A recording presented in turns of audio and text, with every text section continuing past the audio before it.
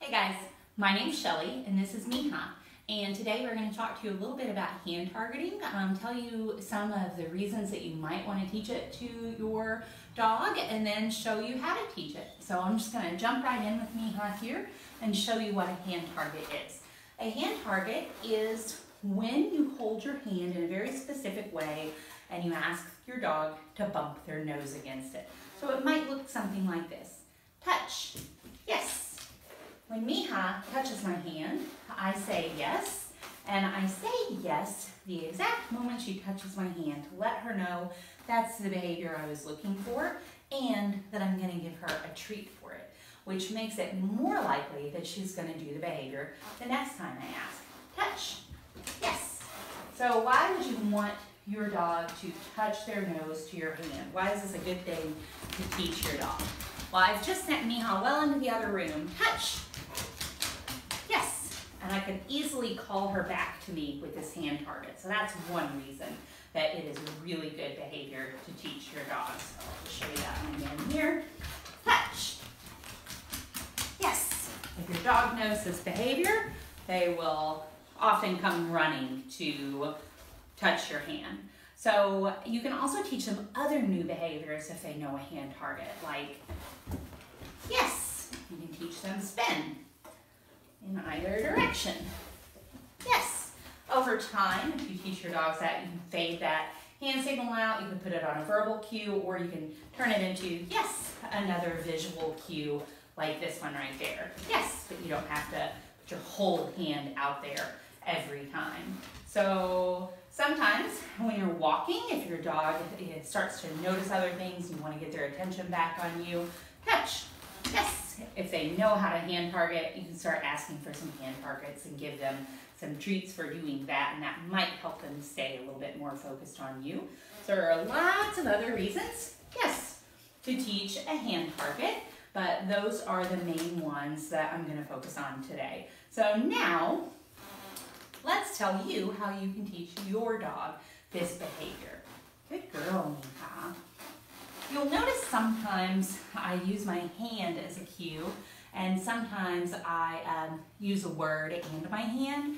Miha knows when I hold my hand in a very specific way that typically means 99 times out of 100, that means I want her to bump her nose up against it. I just also like to have it on a verbal cue, so if she's not looking at me and I want her to do it, I can get her to. So that's why you'll hear me sometimes using the verbal cue and sometimes not. You're not going to use a verbal cue, at least not right now. You don't want to use that cue until your dog knows the behavior for sure. So until you're ready to bet me like 50 bucks, if you hold your hand out in front of your dog's nose, they're going to come and touch it. Yes. So if you could make me that $50 bet, that's when I would tell you to add the word. But we're not going to really talk about that today. We're just going to talk about how to get the beginning of the behavior.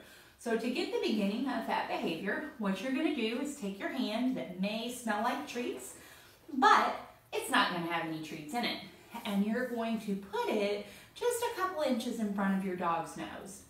Yes. As your dog moves toward your hand and is almost at it, I want you to say yes. If you wait until your dog is already touching your hand before you say yes, there is a chance that they'll be done touching it before you say yes, so you will have reinforced something other than what you wanted to. So a little trick is to say yes just a second before you think they're going to touch your hand. Yes. So initially, you're just going to present that hand just a couple inches, yes, in front of your dog's nose. And then you can try presenting it maybe 3 inches, yes, in front of your dog's nose. And then maybe 4 inches, yes, in front of their nose.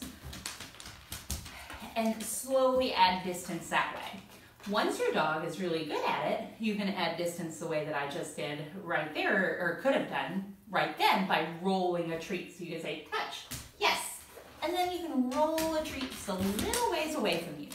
Yes, and when your dog eats the treat and turns around and heads back to you, you will then say yes as they touch your hand. Yes, and then give them their treat. So that's a little trick to add some distance to it. Hey, Miha, back. that's a little trick to add some distance to it. And you don't want to add a lot of distance that way right away until your dog is pretty good at this, but you can start getting a little bit in there. If you do try rolling treats, don't roll them really far and make sure that they stay close to you. You don't want your dog to have to chase down lost treats. That's going to interfere with your training. So just roll them kind of close by where your dog clearly sees you rolling them and kind of knows exactly where the treat went. So once they were doing pretty good with touch, you could do something maybe like this. Yes. So just not very far at all. Yes, she clearly sees me rolling it and knows exactly how to track it down. You can get on your mat. Thank you. The other thing you're going to want to practice is asking your dog to touch your hand when it's in front of their face, when it's to one side of their face, to the other side of their face, over their face, under their face. And then when they get really good at that, maybe just like a little bit this way. Maybe walk it away from them so that you can start teaching them also to follow that hand. Yes.